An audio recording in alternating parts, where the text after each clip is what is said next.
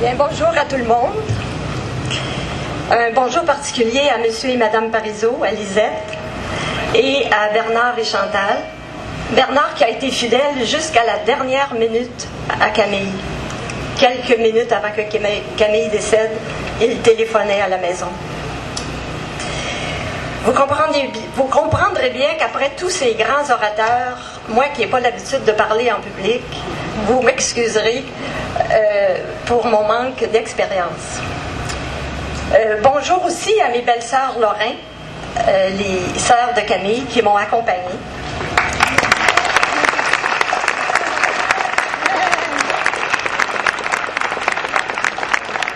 À ma fille Dominique et à mon amie Manuela et à mon amie Lina. Entre autres que j'ai vues. Il y en a probablement d'autres, mais je les ai pas vues. Je ne croyais pas me retrouver en milieu si familier, si chaleureux, si enthousiaste. Je me vois revivre l'époque où j'accompagnais timidement mon Camille à de grands rassemblements souverainistes. Timidement, mais combien fière d'être aux côtés de cet homme exceptionnel, visionnaire, de cet homme passionné pour son pays, le Québec, de cet homme si grand et si humble à la fois. À la fin de sa vie, Camille estimait que l'adoption de la loi 101 avait été le plus grand combat de sa vie, tant du point de vue des enjeux collectifs que des émotions qu'elle avait soulevées. Il disait encore qu'il ne s'était jamais senti seul dans ce combat. Il incarnait la voix de tout un peuple en marche avec lui. Et il avait vu juste.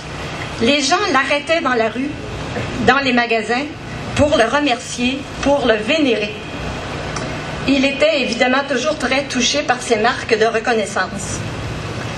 De même, il était fier devant le nouveau visage français partout au Québec, mais surtout à Montréal. Il disait souvent dans la voiture, « Ça, là, les nouvelles affiches en français, c'est moi qui ai fait ça. » Il était très fier de ça.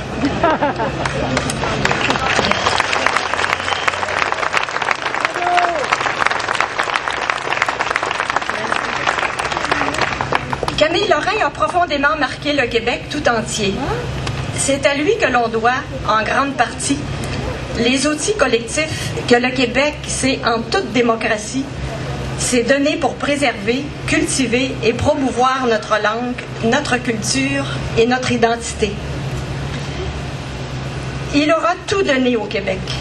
Ses rêves, ses idées, son énergie, son intelligence, son talent, sa chaleur, la quasi-totalité de sa carrière. Camille Lorrain incarnait le combat de toute une génération d'hommes et de femmes pour la survie de leur identité et l'espoir d'un pays à leur mesure. Aujourd'hui, Camille Lorrain a transcendé la politique partisane. Il est devenu un grand sage de la scène politique québécoise.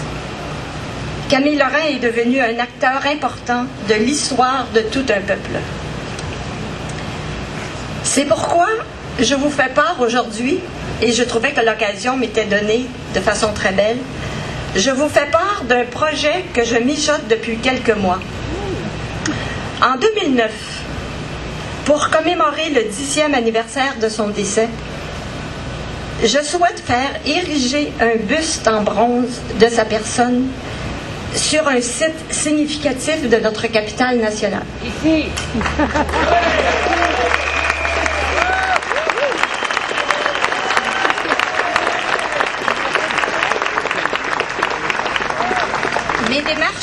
Mes démarches sont déjà commencées. Vous en entendrez parler. Vous pourrez contribuer, tout le monde. Enfin, je remercie le mouvement Montréal français de m'avoir associé à cette grande célébration du 30e anniversaire de la Charte de la langue française. Je remercie aussi les membres de la famille Castonguay et de la famille Lorrain qui vont fièrement accompagner cet après-midi. Puis je souhaite à tous une bonne fin de journée.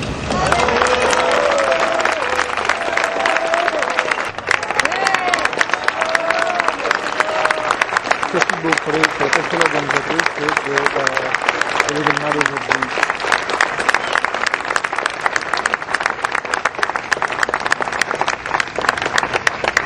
Et maintenant, on va inviter